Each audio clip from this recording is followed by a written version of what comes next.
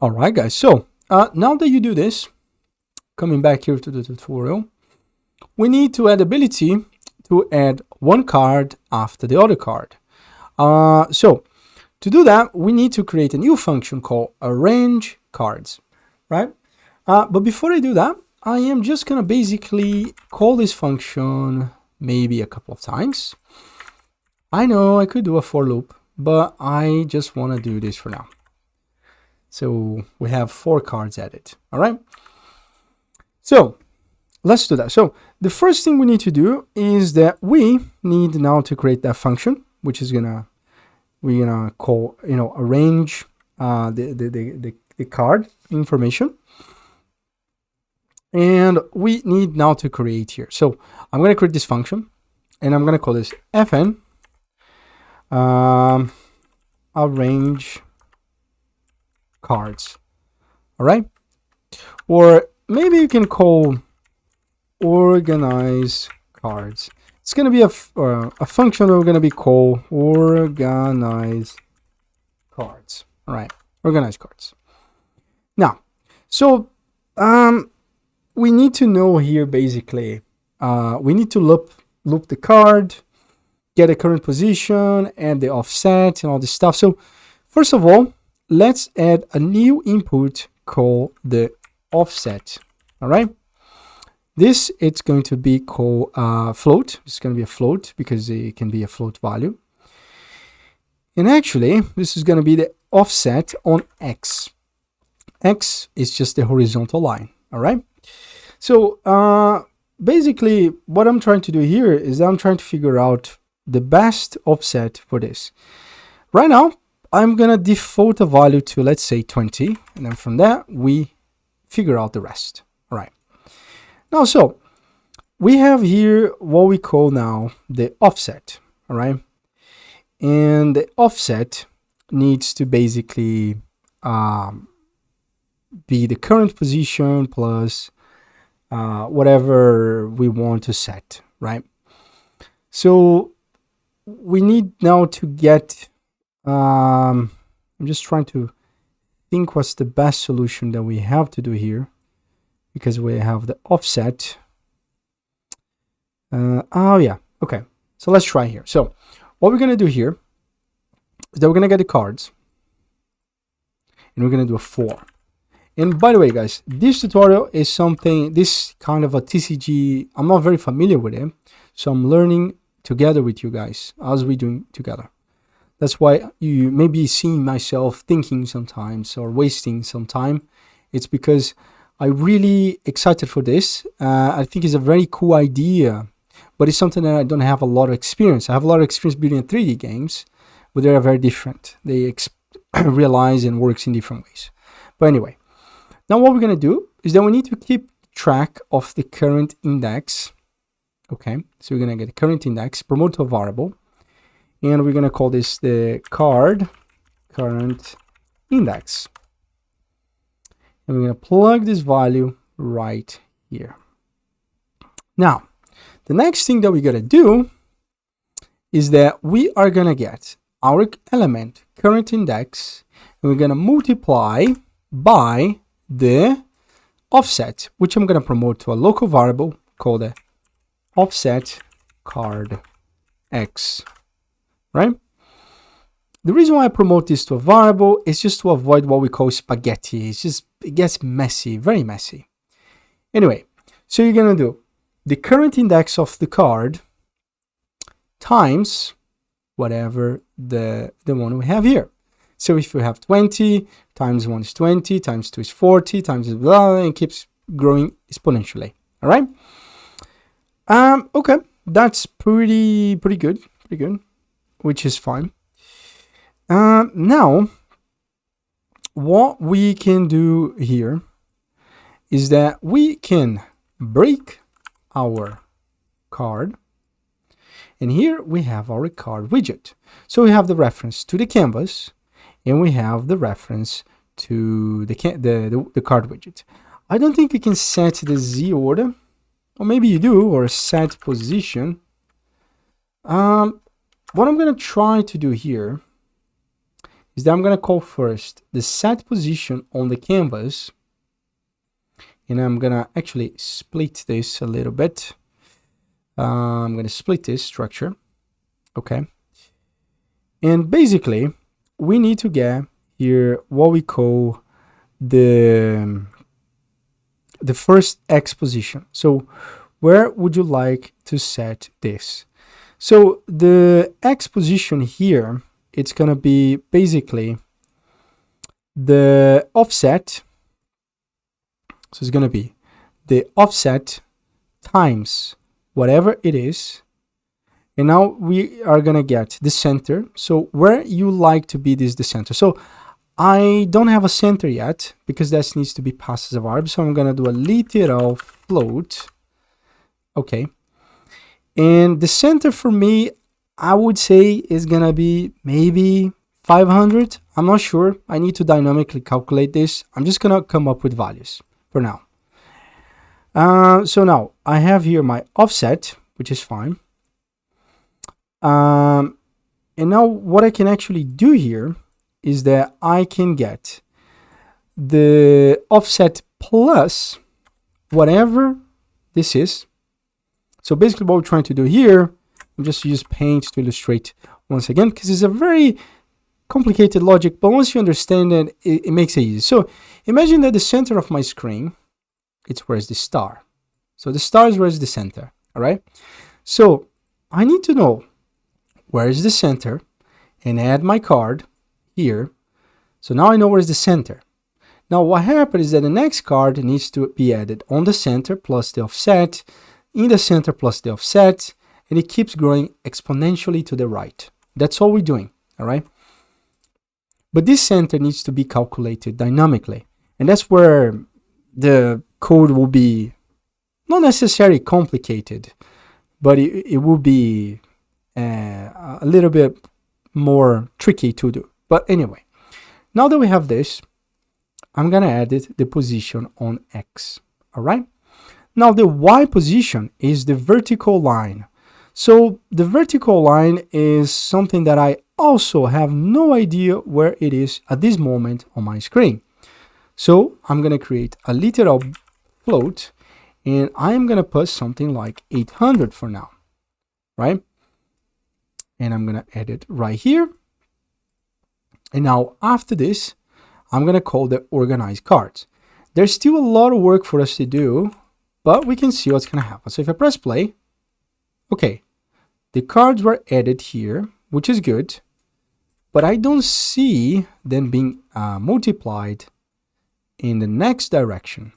So let's see why is that. So if I do a print, let's see how many loops do we have. We have 4 hellos, which is good. It's really good. So we have, maybe I'm going to try one different thing. So instead of, oh, yes. Is that why? Maybe, let me just try one thing. So slot as canvas, and I'm going to plug this one right here. So instead of using that, I use just slot as canvas. Would that change anything? I have absolutely the same outcome. Okay. Now, let's try to debug the position, right? So we're going to print the string. Let's see if this is actually working. So let's see if that 540, you see, it's actually kind of doing that, but it's just not adding much force, right? So let's try this again. So we have here the logic, which does that for us. So we do the for each loop, which is great. And then what we are doing is that we get the current position, which is the center, and then we do plus whatever is this outcome here, which is the offset times the current index. That gives us a literal float, and then after that, we always have the same X vertical position. Let me try one more thing to see if I can spot what is wrong with the logic. Hi guys, and I just found an issue. Basically, our logic, it's working fine, is that we don't have a border on our card. So is everything gray. So what I'm gonna do here is that I'm gonna select my card. I'm gonna open up the BP card. So just do Control P and search for card, right? All you're gonna do here is that make sure you wrap the whole thing within another border. And that border, I am gonna put the color of this border to be maybe black. Sorry, the tint, yes. All right. Now if I press play, look at that. It's adding in the right order, which is fine. So we have 1, 2, 3, 4. That's exactly what the effect that I was looking for. The reason why it was that happening is because I forgot to add that border. I had this on my previous tutorial that I was working on. The pre-tutorial was learning how to do it myself, but I forgot to re-add that border. So now 1, 2, 3, 4, 5, 8, and everything, it's actually set up properly. Now I have a problem here. The problem that we have is that I would like, I mean, it's not necessarily a problem. It's just, it could be a problem in the future. We need to set the proper Z order, because if I hover over this card, I would like to be able to see that card first, or pop up on the screen, or there's something. I'm not entirely sure yet. So the next thing we gotta do here on the organized card, okay, is that we need to basically find what is the Z order, right? So we need to bump up the Z order on the card. So basically, to do that, it's very simple. We just get the Z order, and we are gonna do a plus, and that's gonna be the card, the current loop index, right? Which is this one. And what you're gonna do here, if I print this, look at this, we have in order, right? Now, all you gotta do is that we got the canvas and we set the set Z order. All right. And the Z order, it's going to be this one right here. Compile and save, and I press play.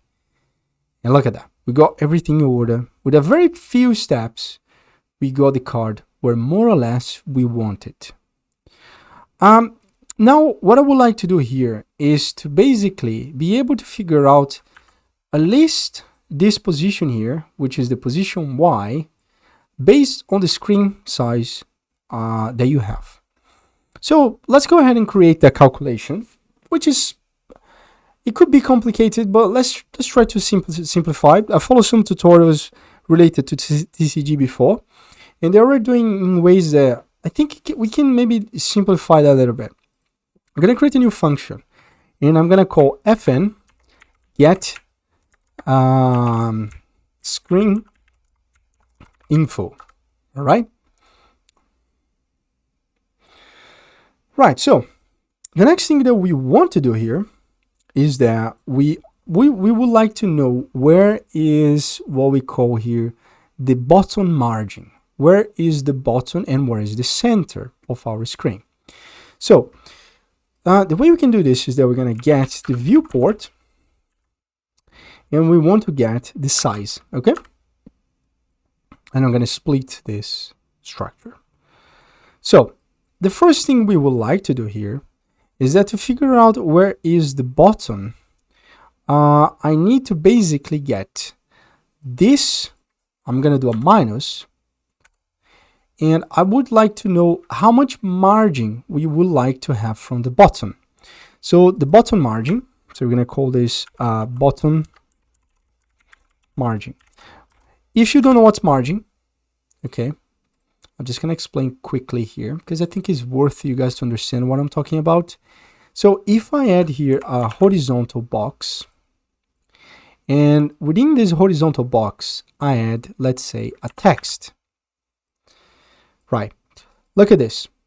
The text has what we call padding, right? So padding and margin, they are, in theory, they're the same thing, but they control different things, right? The margin will be more things that won't affect the layout, and the padding would affect the layout. In this case, ignore the padding and keep thinking that this is a margin, all right? So if I put from left 10, I have 10 pixels of space. So if I put, let's say, 20 from the bottom, I have 20 from the bottom, and so on and so forth. So that's what we're trying to achieve with this, all right? So let's go back here. Now we have the bottom margin. By default, I think I added on my previous tutorial, I think 20, 30 was the sweet spot, but we can use this. So what we're going to do is that we're going to calculate the Y size of the screen. So we're going to get here the Y. Y is the vertical line minus 30. Okay. So we're going to do minus 30. Then what we need to do here is that we need to take in consideration the card height. The reason why we need to take in consideration the card height, it's because you may have a different size on your game. So we need to take that in consideration. So we're going to create a new variable called card height. All right. And the card height there, I think we have set this up. If I'm not mistaken, is something around 200 or 250. I'm not sure. So I'm just going to keep it 200 right here. The reason why I'm adding those values here is because I don't have to add them after height. Okay. Nice. So now what we got to do is that we still need to get whatever is the output minus the card height. Okay. Now we are almost there. Now what happened is that we want to get, I think that should be enough. Let's see what's gonna happen. So let's return this because I'm not entirely sure the size of, if that's gonna be in a good place. Sometimes we need to place it in different places, but we're gonna call this bottom margin. All right. Margin.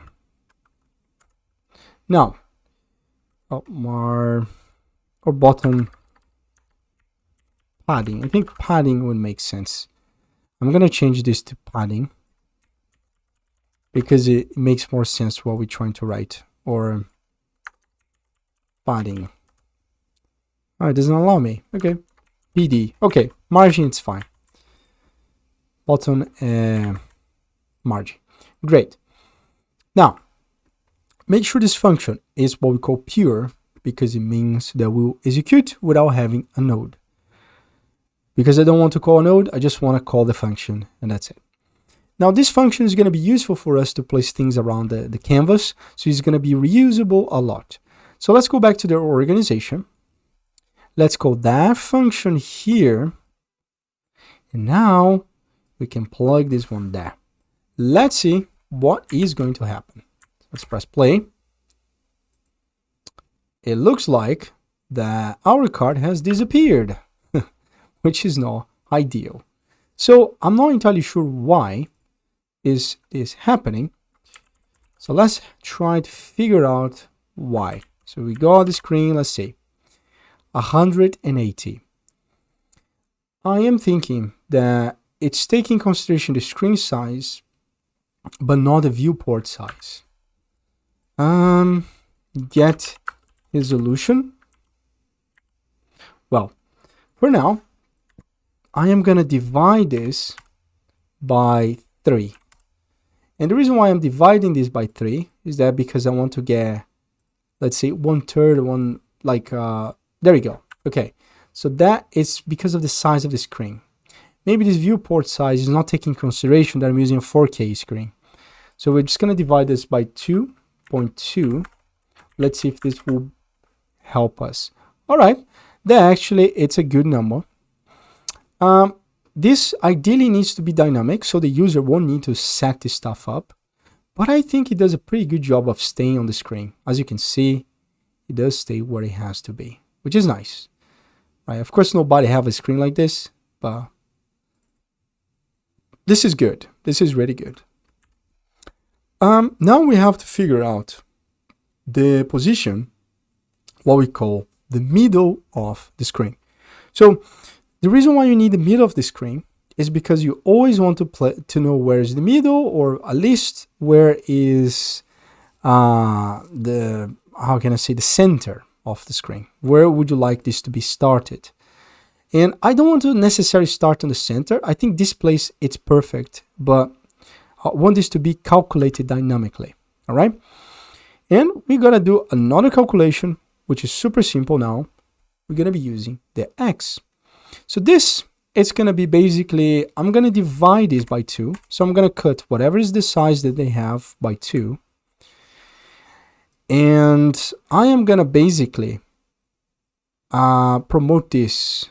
Actually, I'm going to put this as a center.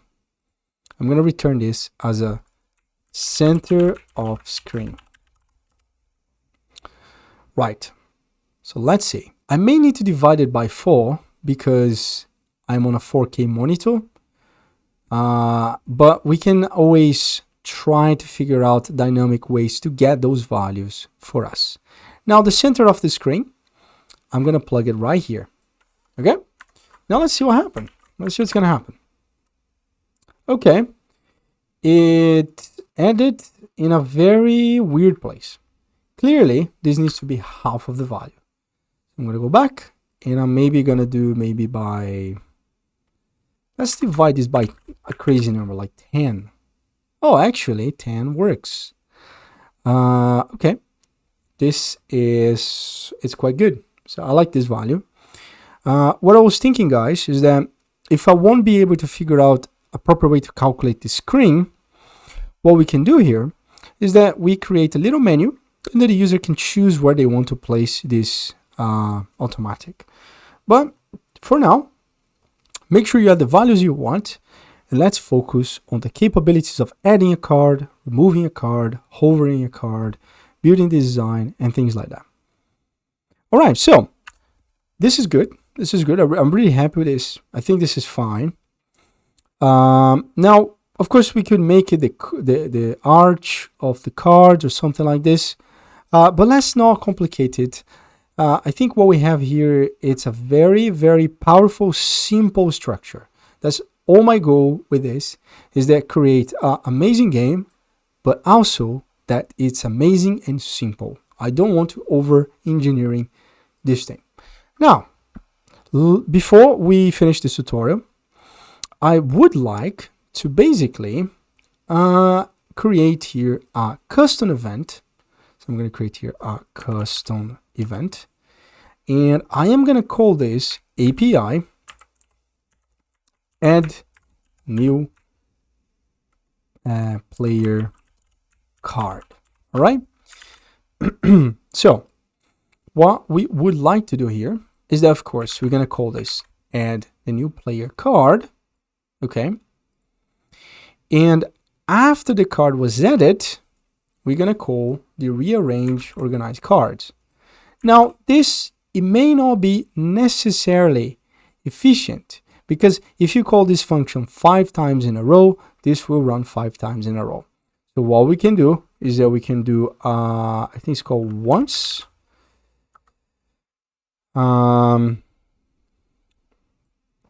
Which is basically this. We add the card.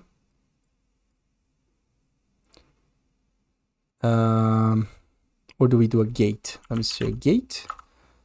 So open.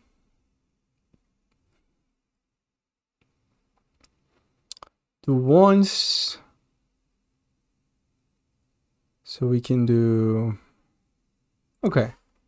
I guess what we can do is that we added this function.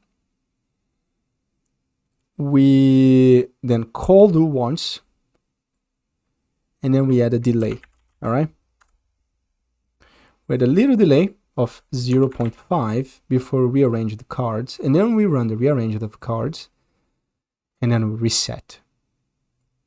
So the rearrange of the cards, I don't want to run all the time. I just want to run, you know, like I don't want to blow up my system. Because imagine if you had 100 cards, you know, it's going to call the function 100 times. And it's not very good. It's not very optimal for us. So we can call this maybe that. Let me call this 1, 2. Do we have a debounce? I don't know, I have a debounce, but I guess we can do it with the do once. We'll be fine. So we always add the card, so it's gonna add 4 times, and then he moves it right there. Cool. That it's really good. You see that it took a little bit of a delay, which is fine, but we can always, you know, make the card maybe like hidden or something. Actually, you know what? That actually is a good point. What we can do here is that once we add the card here, card has been added. We can set the visibility to collapsed, right? Reason why? It's because we don't want the visibility to be revealed, all right? So right now the card will be visible. You can't see the card, it's invisible. Now, what you can do here now is that on the organizer of cards, you basically set the visibility of this guy to visible, right? Plug it right here, plug it right there, and then we can compile and save, and now we have the information right there. All right, guys, I think that's everything I would like to cover for this tutorial. In the next one, I would like to add some kind of a effect from when we are adding the cards. So something like that translates, you know, like if we use paint here as an example, good and old paint, I would like to add something like where I add the card and then it does this effect, you know, like it moves around from where it was added to where it should be. And we can use a timeline to do this. And that's what we're going to be doing on the next one. So once again, guys, thank you very much for watching. Let me know if you like this series. Let me know if I am explaining very well. What does it need more explanation? I'm very curious to know. And also, I would like you guys to tell me what would you like for me to work on my next tutorials. So once again, thank you very much for watching, and I see you guys in the next one.